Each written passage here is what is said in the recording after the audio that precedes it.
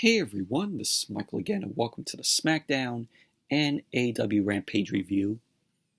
Smackdown tonight was from the State Farm Arena in Atlanta, Georgia, while Rampage was taped from the DCU Center in Worcester, Massachusetts.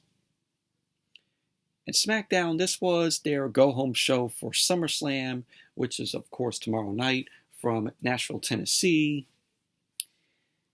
And Smackdown tonight, the show was terrible, as always, aside from the old-fashioned Donnybrook street fight between Drew McIntyre and Sheamus, which, in my opinion, was the only good thing on SmackDown tonight. Everything else, just absolutely terrible, and stuff that I did not care for.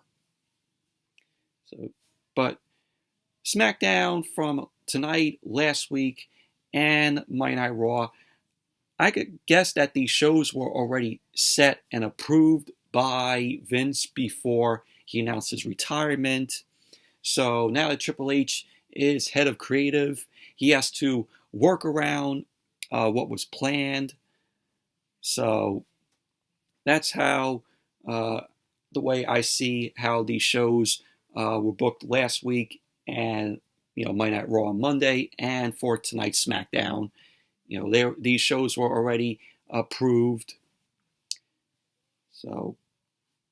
But tonight on SmackDown, we saw Drew McIntyre versus Sheamus, old-fashioned Donnybrook street fight. We saw Shotzi versus Aliyah. Ronda Rousey and Liv Morgan. They ended up teaming up to take on Sonya Deville and Natalya. But did Ronda Rousey and Liv Morgan coexist? And then we also saw the Viking Raiders versus the New Day, which I'm still trying to figure out was so new and vicious about the Viking Raiders. Aside from them having face paint on them and carrying shields. So that's what WWE is trying to sell us on with the Viking Raiders, how they're so new and vicious. Why? Like I said, because they have face paint on them and carrying shields.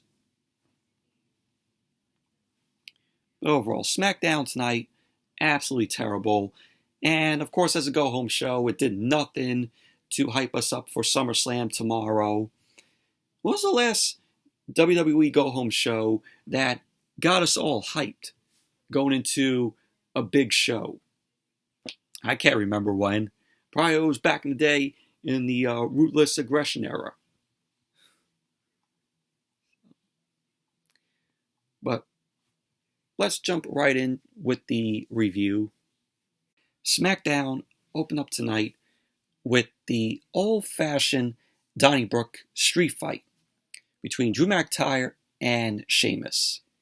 And the winner of the match will get to face the Tribal Chief, Roman Reigns, at Clash at the Castle. And this was disguised as a hardcore match because you saw the flags, the Irish flag hanging. You saw the barrels as McIntyre and Sheamus made their way down to the ring. So Drew McIntyre ended up coming out first, and then Sheamus ended up attacking McIntyre before McIntyre even made his way into the ring. So they were brawling. Sheamus tossed McIntyre in the ring, and the match got underway. Sheamus delivered a right hand to McIntyre's chest, and McIntyre did not have, of course, Angela, with sword there. So McIntyre ended up firing back with a clothesline to Sheamus, and then he went for a chop. Sheamus ended up grabbing a shillelagh, which Michael Cole claimed that's the shillelagh that McIntyre sliced with Angela last week, which no, it wasn't the same shillelagh. So Sheamus grabbed the shillelagh, ended up hitting McIntyre with it. McIntyre tossed Sheamus to the outside, and then tossed Sheamus over the commentary table. Sheamus ended up firing back, and ended up sending McIntyre into the ring steps. So Sheamus tossed McIntyre back into the ring. He set up a table against the barricade near the timekeeper's area. And so Sheamus got back to the ring. He had the shillelagh in hand, and he was hitting McIntyre with the shillelagh. He ended up giving McIntyre the 10 beats of the Baron to McIntyre with the shillelagh. And then Sheamus and McIntyre ended up spilling to the outside. Sheamus was looking to suplex McIntyre through the table that he set up, near the timekeeper's area. McIntyre ended up reversing it with a suplex to Sheamus on the floor. So McIntyre ended up bouncing Sheamus off the ring post, and then he ended up bouncing Sheamus, into the ring steps and into the barrels, that were set up by, the ramp as, they would make their way down to the ring. So then as SmackDown came back from the commercial, Sheamus was in control of the match. He ended up using the shillelagh to break McIntyre's jaw. So McIntyre escaped. Sheamus delivered a vertical suplex.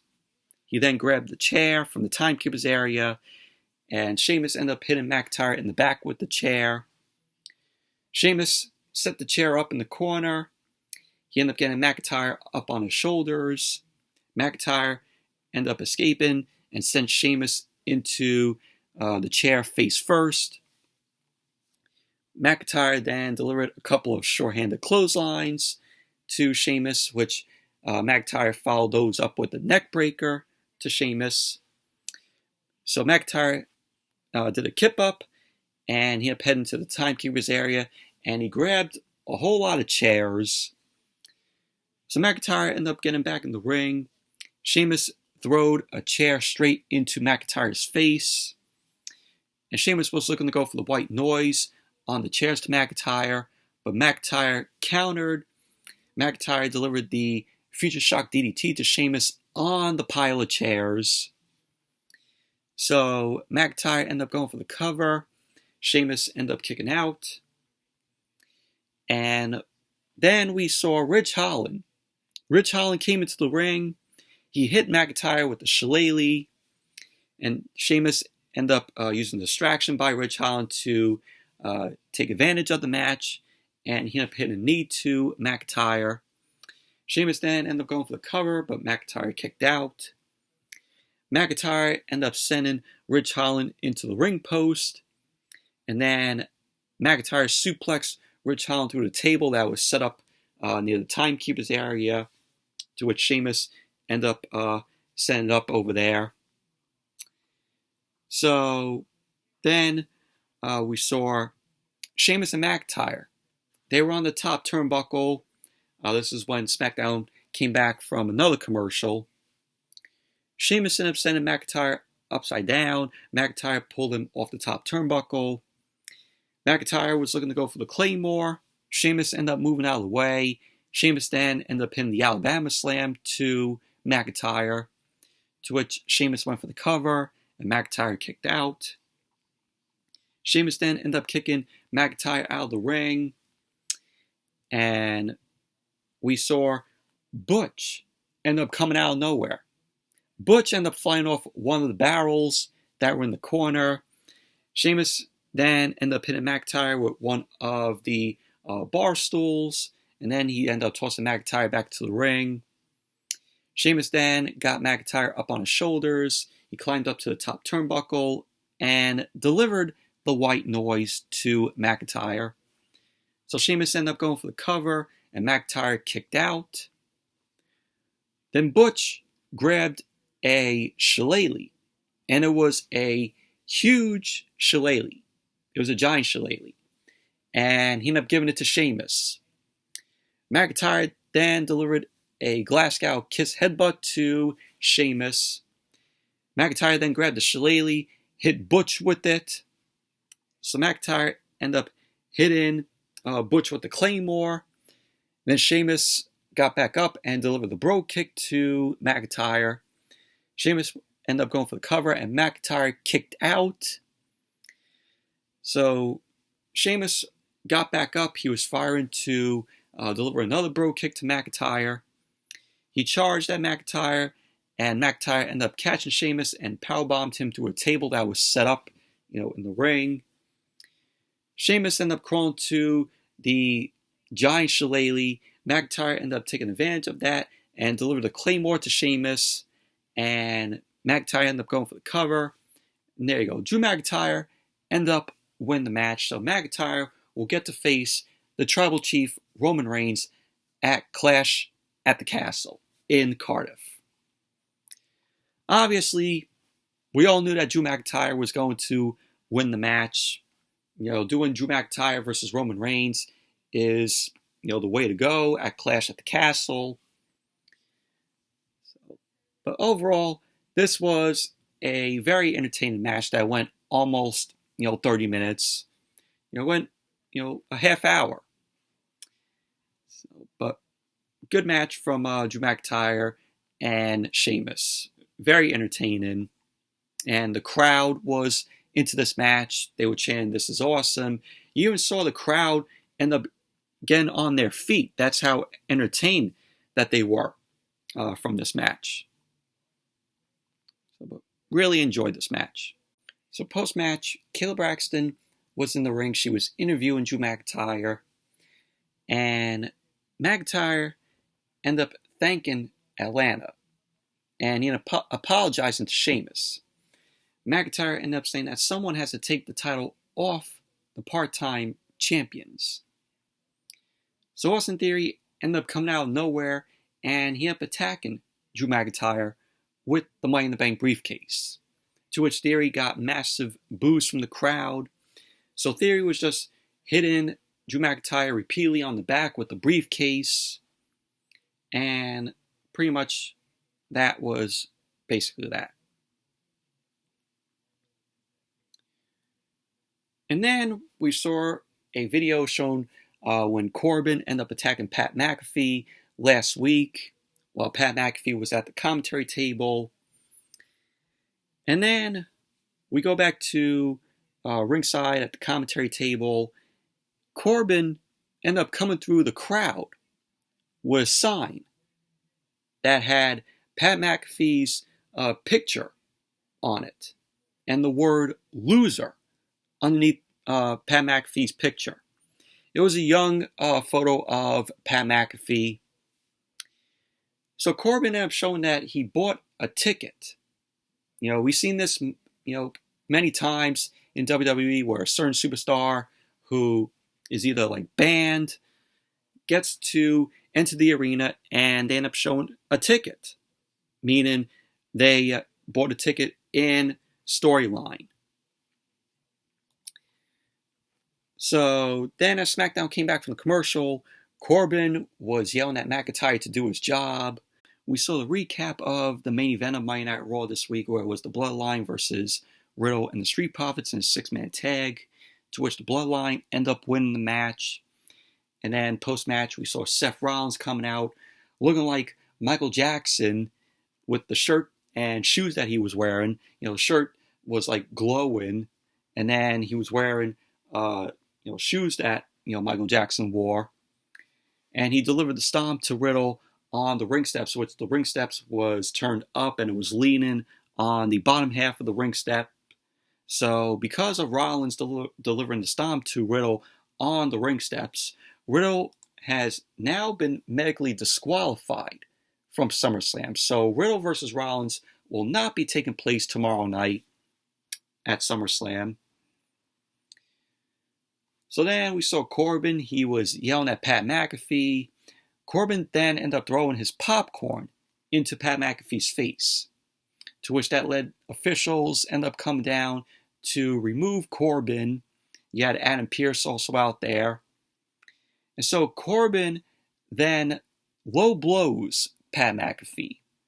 And Corbin ends up laughing as Pat McAfee was, selling the low blow from Corbin. And pretty much that was basically that. This was a cheap way to get hyped for their match tomorrow night, which, who cares about this match?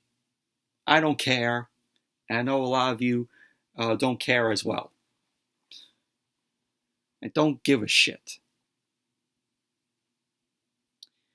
And then as SmackDown came back from the commercial, we saw Austin Theory backstage with Caleb Braxton.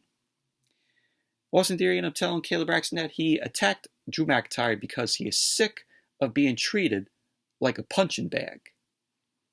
He ended up saying that he will be the new United States champion tomorrow night, and that everyone is jealous of him.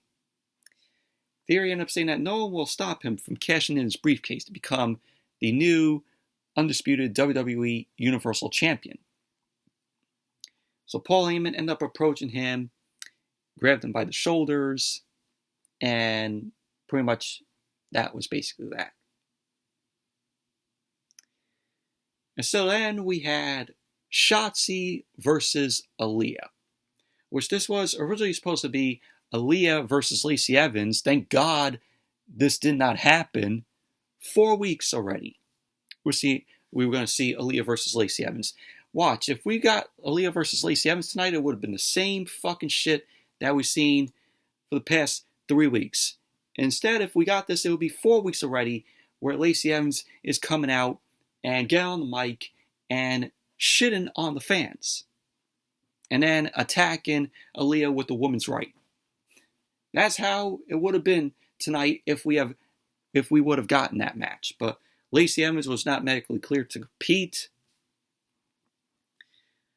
So we got Shotzi replacing Lacey Evans. Which this match was just terrible, in my opinion. Match started off with Shotzi and Aliyah locking up. Aliyah ended up sending Shotzi down to the mat and delivered some right hands. Shotzi then ended up throwing Aliyah down to the mat, ended up telling Aliyah that she is her daddy. So Shotzi ended up choking Aliyah on the ropes, locked in the Boston Crab on her. Aliyah escaped out of the Boston Crab and delivered a boot to Shotzi's face. So we got at the end of the match, Shotzi ended up hitting Aliyah with the Never Wake Up. So she ended up going for the cover, and there you go. Shotzi ended up winning the match. Overall, did anybody care? I know I didn't. So then we saw Liv Morgan and Ronda Rousey. They were doing a photo shoot. Natalya ended up walking up, ended up saying that Ronda will destroy Liv Morgan tomorrow night at SummerSlam. So then Sonya Deville ended up walking up also. Sonya Deville ended up calling Ronda weak. So Ronda ended up walking off, and then Shotzi was still in the ring. She was laughing on the mic. She was going to say something, but Ronda's music ended up hitting. Ronda ended up angrily coming out to the ring. So we had Ronda and Shotzi facing off. Ronda ended up hitting the Piper's Pit on Shotzi. She ended up telling her bye and grabbed the mic. And pretty much basically that, then Ronda ended up calling Liv Morgan out to the ring, looking to fight her. So I'm like, okay, we're going to get a tag team match, which we end up getting. So as SmackDown came back from the commercial, Liv Morgan came down, started high-fiving the crowd, and then Sonya Deville and Natalya end up coming out, and we got Liv Morgan and Ronda Rousey versus Natalya and Sonya Deville. But did Liv Morgan and Ronda Rousey coexist? They did. There was a point where, Liv Morgan, she didn't want to tag in Ronda Rousey because she wanted to prove to Ronda that she could win the match on her own. So Ronda and Natalya start off the match. Ronda ended up sending Natalya to the mat with an arm drag. Natalya then locked in a arm submission, but Ronda ended up escaping out of that. Ronda then gained the upper hand, tagged in Liv Morgan.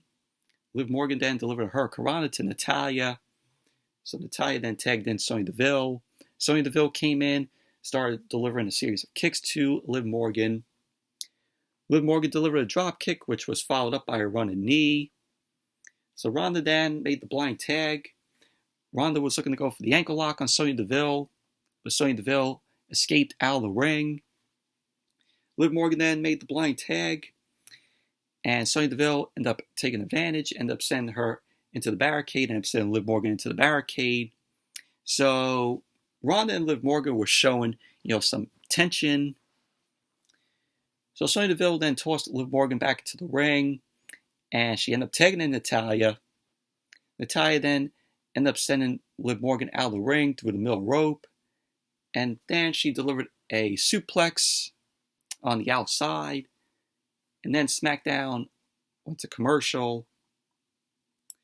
So as SmackDown came back from the commercial, Sonya Deville and Liv Morgan were in the ring.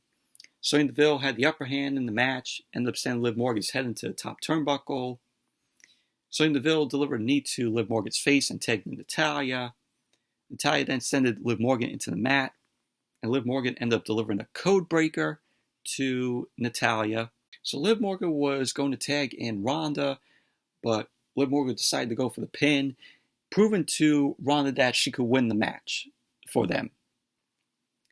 So Liv Morgan ended up going for the cover, and Natalya kicked out.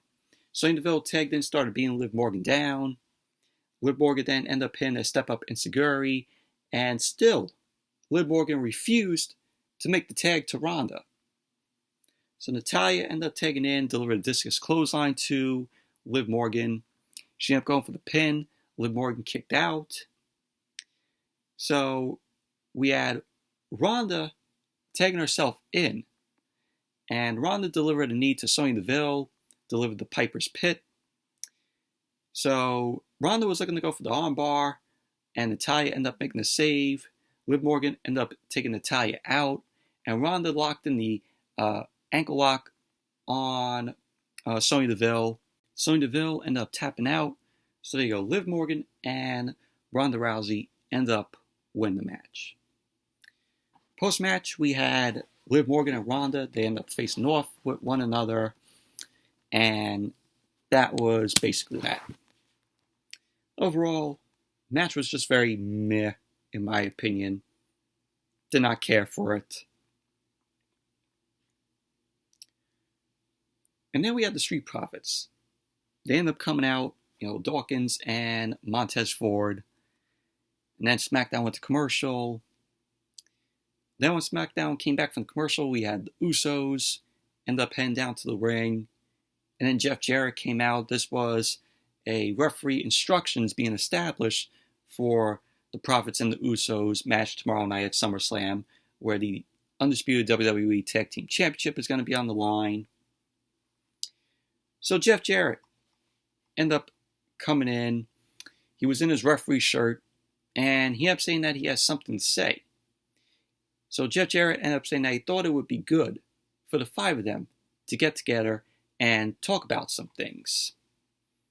So yeah, Jey Uso ended up asking if it's a DQ if he punches Montez Ford in the nose and it makes him leak all over the mat. Jimmy then ended up asking if wrapping the title belts around Angelo Dawkins' head, causes a DQ. So Dawkins ended up asking if, he ended up asking Jeff Jarrett, is it a DQ if I hit Jimmy Uso so hard he comes back with his face paint on? Which that was hilarious. So Jarrett ended up saying that the four of them have some creative imaginations, and he's going to let them run wild tonight. He ended up saying that his only job is to count the pin when two shoulders are down. But Jarrett ended up saying that as far as tonight goes, the four of them have some outstanding issues. So if somebody feels froggy, why not jump? So Angelo Dawkins ended up saying that there ain't going to be any jumping. But he ended up asking if it's a DQ, and then he ends up attacking the Usos, and we got a brawl from the Usos and the Street Profits. Jay ended up going for a super kick to one of the Street Profits, but Jay ended up delivering the super kick to Jeff Jarrett, and Jarrett sold the hell out of that super kick. So the Usos end up checking on Double J, Jeff Jarrett, and Jarrett ended up pushing the Usos. Dawkins ended up sending the Usos out of the ring. Montez Ford ended up flying over the top rope and took out the Usos. And pretty much that was basically that. But overall, this whole thing was pointless. I mean, do we really need referee instructions for this match? We all know it has to be called down the line, a 3 count. So, we did not need this. We did not need this segment. It was a waste of time. Gotta get referee instructions on how this match is going to be instructed by Jeff Jarrett. And then we had, oh my God. I really need to talk about this. We had Maxine Dupree, and she debuted the Maximum Male Models beachwear line for this year. Oh my God. This whole thing was absolutely terrible. This blinded me by the horseshit that I was watching on my TV with this.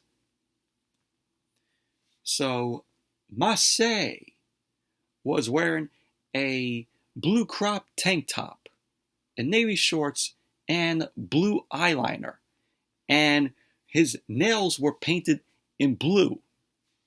And there's snapshots of him just bending over and the camera is pointing at his ass. I'm like, do we all really need to see this? Oh my God. And then Mansoor had the same thing on, but he was dressed in dark blue. And then he's like lifting up the shirt, showing his abs. What the fuck is this shit? Am I watching a wrestling show or am I watching a fashion show? What the fuck is this shit? And then Max Dupree was there. Yeah, I guess Max Dupree is still with this because there was a report saying, oh, Max Dupree is no longer doing that because Vince McMahon didn't like how the way the presentation of the Maximum Male Models was. And I think all of us didn't like how the presentation of the Maximum Male Models is. But Max Dupree, he appeared tonight. So Max Dupree ended up saying that the Maximum Male Models are still seeking models. Maxine ended up saying that they are there to titillate the juices of your guilty pleasures. Get this fucking shit off my TV. It is absolutely terrible. Now that Triple H is head of creative, he could fucking get this piece of shit Maximum Male Models off WWE television. And I hope he does it. We know Triple H. You know, if Triple H was booking this show, he would be like, oh, I'm not having that on. That's taken off the show. So I hope he gets rid of this, and I hope he gets rid of the 24/7 title garbage seen every Monday night. Well, he gets rid of the title and retires it, never to be seen again on Monday nights. This Maximum Male Model shit. Get the fuck off my TV.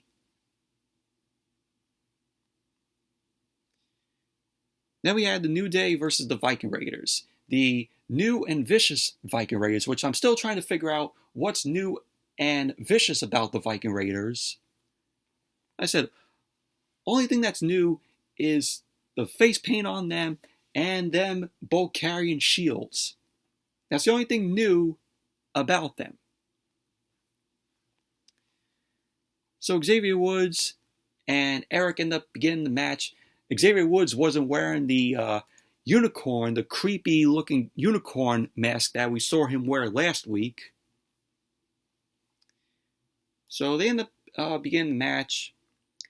So Xavier Woods and Eric end up going right at it. Eric delivered a shoulder tackle, and Woods tagged in Kofi. Kofi ended up delivering a lateral press to Eric. He ended up going for the pin, and Eric ended up kicking out. Ivar tagged in, and the Viking Raiders ended up double teaming on Kofi. Eric ended up tagging back in, delivering right hand to Kofi's midsection. Kofi fought back, and Ivar ended up making the blind tag. Ivar then ended up tossing Kofi Kingston to the outside, and he ended up sending him into the barricade with a crossbody. So as SmackDown came back from the commercial, Ivar had the upper hand in the match. Ivar ended up hitting Kofi with the massive right hand, and Kofi ended up managing to hit the SOS to Ivar. Ivar tagged in Eric as Kofi ended up making the tag to Xavier Woods. So Xavier Woods ended up being down on Eric. He delivered a Russian leg sweep, to which Xavier Woods ended up hitting the Tornado DDT to Ivar. So Xavier Woods ended up going for the cover. Ivar ended up kicking out. So we had Kofi ended up coming in, delivered a frog splash. He ended up going for the cover on Eric, and Ivar ended up breaking up the pin. Kofi ended up rolling up Eric. Eric ended up kicking out. Ivar tagged in, delivered a sit out on Kofi. Eric came in, and we had the Viking Raiders end up hitting a double powerbomb on Kofi. And there you go. The Viking Raiders ended up winning the match. Post-match, the Viking Raiders grabbed their shields and ended up grabbing chairs from the timekeeper area. The Viking Raiders then got back to the ring. They were looking to attack Kofi, but Xavier Woods ended up getting in the ring to protect Kofi. Ivar then ended up hitting Xavier Woods with his shield, and the Viking Raiders ended up putting Xavier Woods' ankle in a chair. And so the Viking Raiders then end up hitting the chair with both their shields, injuring Xavier Woods' ankle. So that was basically that. Overall, very meh match.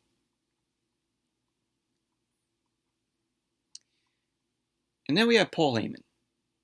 Paul Heyman ended up addressing the WWE Universe, and he ended up serving as a special counsel to the tribal chief, Roman Reigns. Paul Heyman ended up saying that Reigns will be the last man standing. Paul Heyman reminded the audience that Reigns has held the title for over 700 days. He ended up saying that no one else in history has been able to do that. Paul Heyman ended up saying that tomorrow night, Reigns will not just pin or smash Brock Lesnar, but he will put him down for 10 seconds and stand over him with both titles over his head in the air. Paul Heyman then ended up saying that Brock Lesnar will be finished for good. And then Brock Lesnar's music ended up playing. Brock Lesnar came out, of course, wearing the cowboy hat. Lesnar got into the ring. He stared down at Paul Heyman. So he ended up cornering Paul Heyman in the corner. Austin Theory came out of nowhere, and he ended up hitting Brock Lesnar with the briefcase. Brock Lesnar ended up catching Austin Theory and dropped him. Lesnar started just hitting Austin Theory with the briefcase, with the Money in the Bank briefcase, and then he delivered a suplex to Austin Theory. Theory ended up walking up the ramp. Drew McIntyre came out of nowhere and delivered the Claymore to Austin Theory. So we saw Brock Lesnar and Drew McIntyre end up staring each other down. And that was how SmackDown went off the air. Overall, show was terrible outside of McIntyre and Sheamus, the old-fashioned Donnybrook street fight. Overall, show was terrible. It did nothing to hype us up for SummerSlam tomorrow, considering it's a go-home show. But this build for SummerSlam has been terrible, and I'm always used to SummerSlam being in August, but I know why WWE, booked SummerSlam for tomorrow.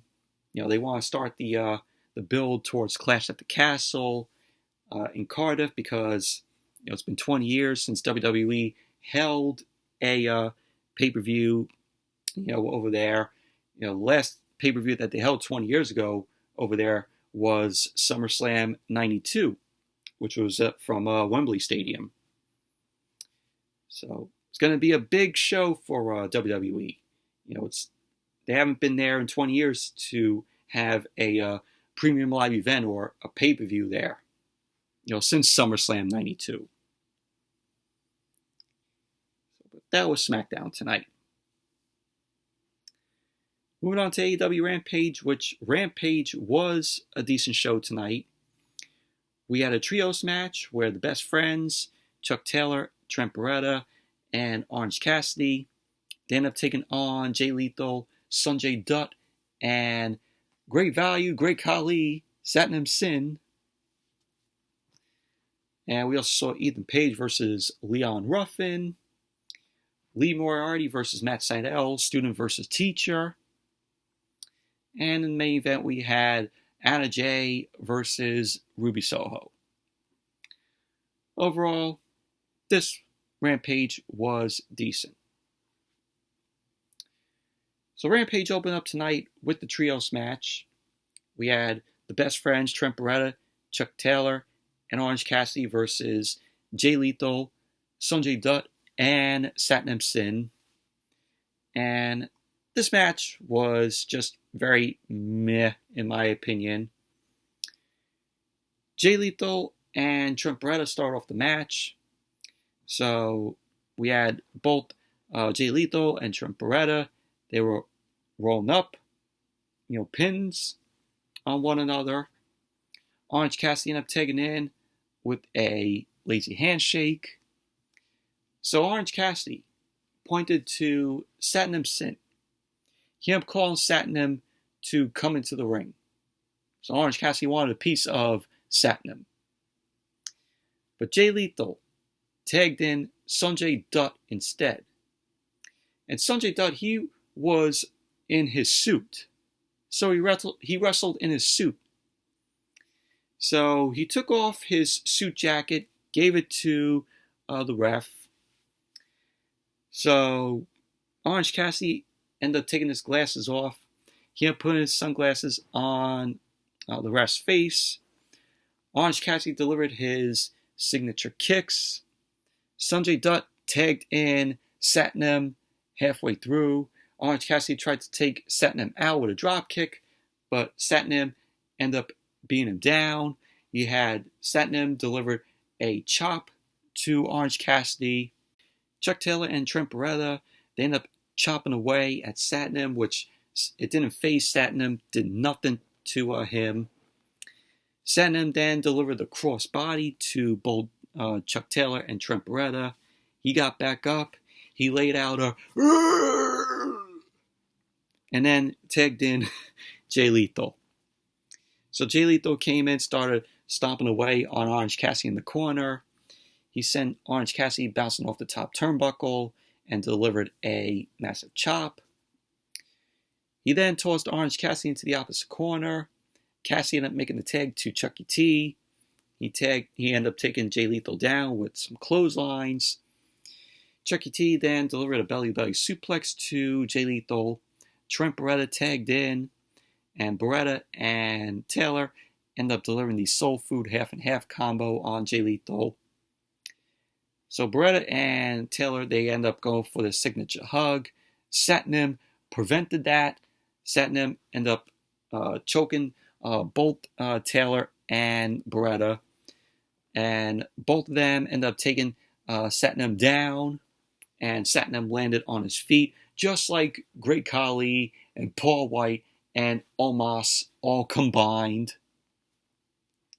So Jay Lethal delivered the double lethal injection. To which, before Lethal did that, Chuck Taylor and Trent Beretta ended up doing the hug, and the camera ended up panning back.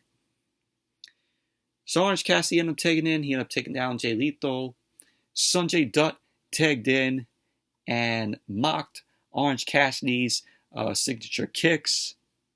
Cassidy then ended up grabbing the pencil off Sonjay Dutt's ear, and Orange Cassidy ended up breaking the pencil. And then he delivered the orange punch to Sonjay Dutt. He ended up going for the cover, and there you go. Orange Cassidy and Chuck Taylor and Trent Beretta ended up winning the match. Post-match, Satnam Singh ended up being down on the Best Friends. Jay Lethal ended up coming in. He ended up hitting Orange Cassidy with the lethal injection. And then Wardlow ended up coming out.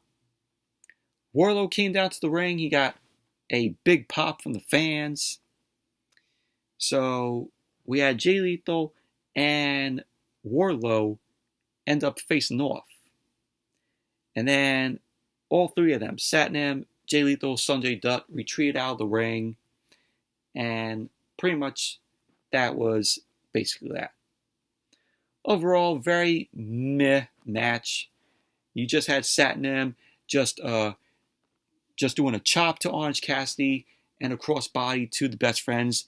I'm like, wow, Satnam could do a crossbody. And then, of course, he did, as he got up, he did the yeah. Great value version of Great Khali Satnam Singh is. Jeez.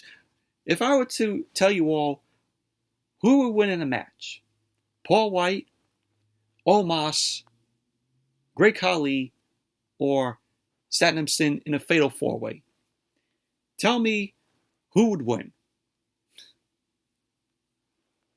So I'm leaving it up to you guys. If I had to choose, it would possibly be Omos. But like I said, leaving it up to you guys. Who would win a fatal four-way?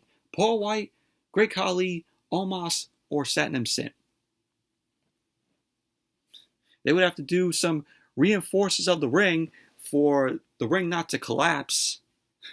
If they do a huge suplex.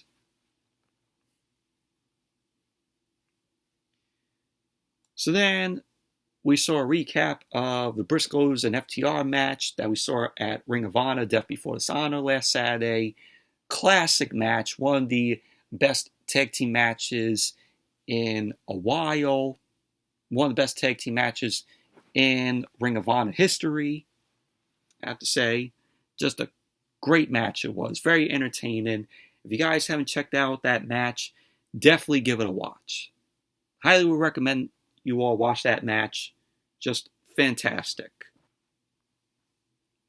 That is tag team wrestling.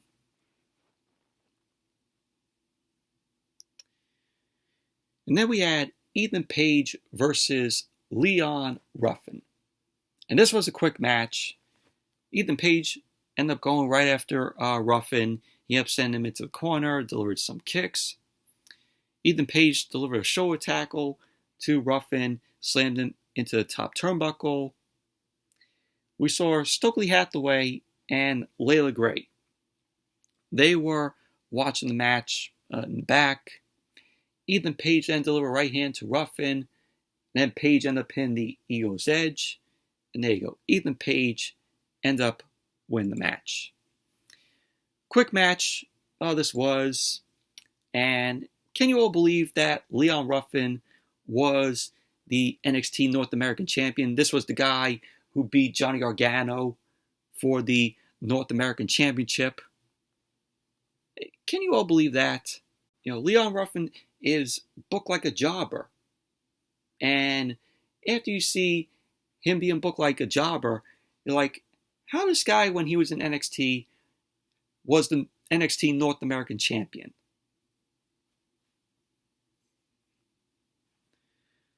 Overall, quick match. It was a squash match. And then we saw Lexi Nair. Lexi Nair was backstage with Cole Carter, formerly Two Dimes, when he was with Tony D'Angelo in NXT, who got thrown into a river by Tony D'Angelo to kill off his character, Cole Carter, as Two Dimes. So we had QT Marshall and his guys, the factory. They end up approaching Cole Carter. QT Marshall ended up saying that he saw potential in Cole Carter. He ended up saying that he's been hanging out with the wrong crowd. So QT Marshall ended up offering Cole Carter a spot in the factory. So QT Marshall ended up telling Cole Carter, oh, just think about it. And pretty much that was basically that. So is Cole Carter going to join the factory? We'll have to wait and see. And then we had Lee Moriarty versus Matt Seidel. We had teacher versus student. Matt Seidel, the teacher. Lee Moriarty is a student. And this was a very good match. Lee Moriarty started off the match. He was mocking Matt Seidel. So we had both guys end up shaking hands. Moriarty delivered a headbutt to Seidel. He delivered a front chancery, and Matt Seidel fired back with a knee strike. Seidel ended up pinning a kick to Lee Moriarty's face, followed up by a low drop kick. Seidel then delivered a standing moonsault. He ended up going for the cover, but Lee Moriarty ended up kicking out. Moriarty slided to the outside, and Matt Seidel delivered a baseball drop kick to Moriarty, which Seidel followed up with a moonsault off the top rope, which looked great. Moriarty ended up coming back. He ended up sending Seidel into the barricade back first. Moriarty then ended up hitting Seidel with a boot to his face and tossed him back to the ring. Matt Seidel delivered a kick to Lee Moriarty's thigh, but Moriarty ended up firing back with a kick. Matt Seidel delivered a roundhouse kick, but Moriarty ended up hitting Seidel with the lariat. A nice lariat by Lee Moriarty there. Moriarty then ended up hitting a knee to Seidel's head, but Seidel ended up firing back with a kick to Lee Moriarty. Seidel ended up hitting the lightning spiral. He ended up going for the cover, and Moriarty ended up kicking out. So Stokely Hathaway ended up coming down. Stokely Hathaway was watching the match. Hathaway ended up interfering, and it allowed Lee Moriarty to hit a DDT.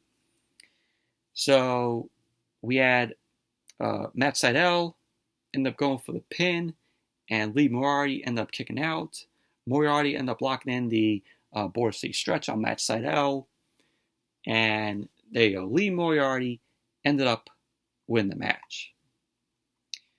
Post-match, Moriarty ended up locking in the Border City Stretch a little longer on Matt Seidel. Stokely Hathaway ended up getting to the ring.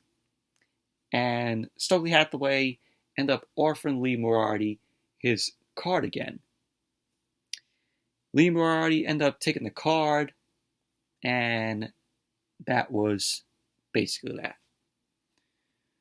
But overall, this was a good match between Moriarty and Matt Seidel. The student ended up winning. The student ended up being the teacher. And with Moriarty taking Stokely Hathaway's card, does this mean that Stokely Hathaway is going to be managing Lee Moriarty? Could be. So if Stokely Hathaway ends up managing Lee Moriarty, that would be good for him. That would be good for Moriarty. And then we went backstage and we saw Dr. Britt Baker, DMD, and Rebel. Baker ended up saying that the forecast next week calls for a thunderstorm. She ended up saying that Thunder Rosa might be close to losing her AEW Women's World Championship. She ended up saying that it's smart for Thunder Rosa to keep Toni Storm by her side because deep down, she knows Toni Storm can beat her. So pretty much that was basically what Baker had to say. And then we saw Tony Schiavone. Tony Schiavone was in the ring, and he ended up introducing the new ROH World Champion, Ring of Honor World Champion, Claudio Castagnoli. So Claudio ended up coming out along with William Regal, and the crowd was chanting, "You deserve it," to Claudio, which Claudio definitely deserves that World Championship. This is his first ever World Championship win. He has never held the World Championship before. So Tony Schiavone ended up asking Claudio how it feels to be the new Ring of Honor World Champion. Castagnoli ended up thanking the fans. He ended up saying that they have always been there for him through everything. When Claudio was in WWE, he did not hold a world title there. So Claudio ended up saying that it's an honor to be the new title holder. He ended up saying that it's just the beginning. So he ended up introducing Wheeler Yuta. Wheeler Yuta ended up coming down. Wheeler Yuta, the Ring of Honor Pure Champion. Wheeler Yuta ended up taking the mic, and the crowd ended up cheering him on. So Chris Jericho got off of commentary. He ended up saying that he can't listen to the crowd cheer for Claudio and Yuta, and that they both deserve a boot up their asses. So Yuta ended up cutting Jericho off, told him to shut up. So Yuta ended up saying to Jericho that his match against his boy, Jericho's boy, Danny Garcia, helped to build his confidence. And I'm saying that he's pretty sure that he can beat Jericho too. So Jericho almost laughed it off, and up saying that Yuta can't beat him. So Yuta ended up saying that Jericho's scared and nervous. To which he ended up asking William Regal and Claudio that if Yuta can beat Jericho, to which they agree on. So Jericho ended up issuing a challenge to Yuta to a match this Wednesday on Dynamite. So Yuta declined the challenge, saying that he already knows that he can beat Jericho. So Jericho ended up saying that he is putting his title shot. He upped the ante. And Jericho put his title shot at Quake by the Lake against Jon Moxley for the interim AEW World Championship on the line, if Yuta can beat him. So Yuta ended up agreeing to the match and the conditions, so it's official. So we are seeing Wheeler Yuta versus Jericho this Wednesday on Dynamite. So Jericho putting his title shot at Quake by the Lake against Moxley on the line. So it should be a good match between Jericho and Wheeler Yuta. But overall, this was a good segment here. And then we had the Acclaimed. We had the music video from the Acclaimed. Anthony Bowens and Max Caster. So this music video showed the Acclaimed around garbage trucks and dumpsters. And they ended up rapping about the Gun Club being trash. So this led to what the stipulation of the match that the Acclaimed and the Gun Club are going to have. And it's going to be, of course, a dumpster match, which is going to take place this Wednesday on Dynamite.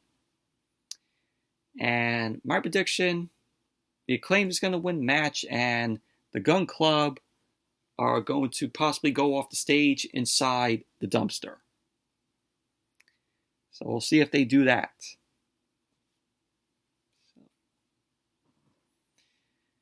And then, we saw Mark Henry. He was interviewing Ruby Soho and Anna Jay. And Ruby ended up calling Anna entitled little shit. And then Anna Jay ended up saying that she will choke Ruby out. So, of course, she ended up mentioning, I'm Anna Jas. And as she was cutting this, still fucking terrible, still cringe. As what we saw on Dynamite on Wednesday, where she was going, I'll choke you out, I'll choke you out, I'll choke you out.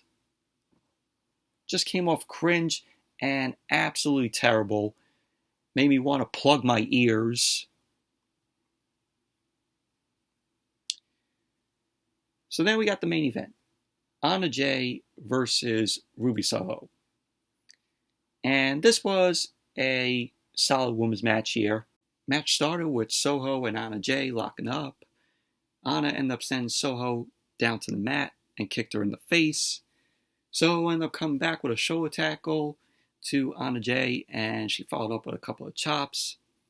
Soho delivered a knee to Anna Jay's face, which she followed up with a back elbow.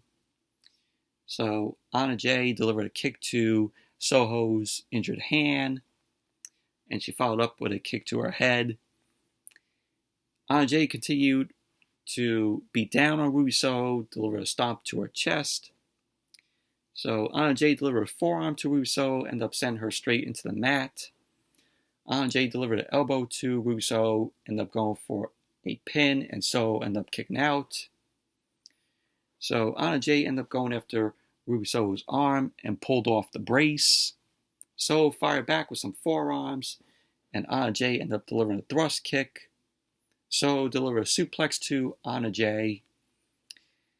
So at the end of the match, Ruby Soho ended up escaping the Queen Slayer by Anna Jay, to which she locked in on Soho. Anna Jay ended up grabbing Ruby Soho's brace while the referee was distracted. She locked in the Queen Slayer again, ended up putting Ruby Soho to sleep. So there you go. Anna Jay ended up winning the match. Overall, solid women's match. But overall, decent Rampage it was.